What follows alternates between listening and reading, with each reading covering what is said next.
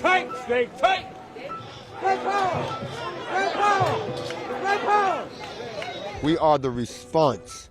We are not the incident. We are the response to repeated incidents. We're the response to repeated injustices. What do you want people to hear and see when they see this group? Nothing.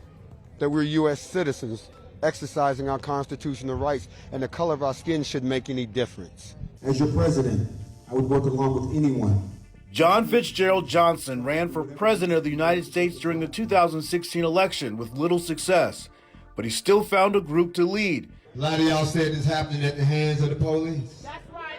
Grandmaster Jay is the leader of a group known as the NFAC. The NFAC is the name given to the coalition, and that stands for the Not Effing Around Coalition.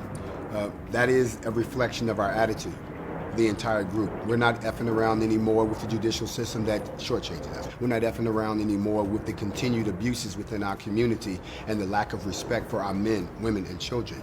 In other words, we're not effing around with the status quo anymore. We're going to change it one way or the other. NFAC! Large, armed black groups are not something often seen in the United States.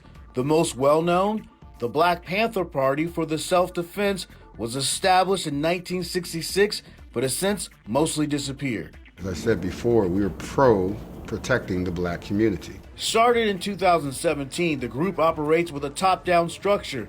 The NFAC has marched in Stone Mountain, Georgia, in Brunswick, Georgia for Ahmaud Arbery, Louisville, Kentucky, demanding more transparency in the Breonna Taylor case, and most recently in Lafayette, Louisiana, in the name of Trayford Pellerin. There's always been a lot of talk for pro-Second Amendment, but you've obviously faced some different reactions based upon not only the size of the group, the skin tone of the group. In case you haven't noticed, I'm black. No more, no less. But first, I'm a U.S. citizen. I am someone who was born in this country under the Constitution. I should be afforded all of those rights. Nobody says anything when other demographics pick up weapons, decide to arm themselves and confront the government over anything from wearing a mask to being cooped up in the house. But when certain demographics arm themselves, all of a sudden people tend to act like the Constitution does not apply. During one event, a member fainted and their gun discharged, injuring at least 2 people. No other incidents have been reported.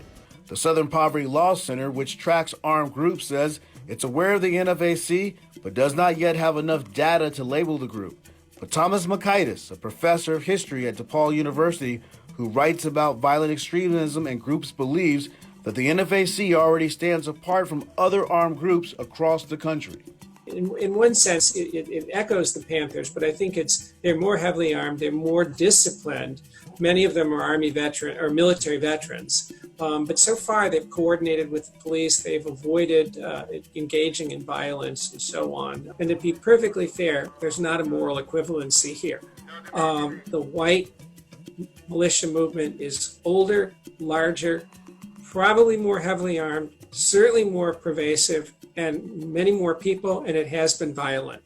The other thing I have to say, there's been some comments that have been a little questionable, but I don't see out of this African-American militia an overtly racist ideology.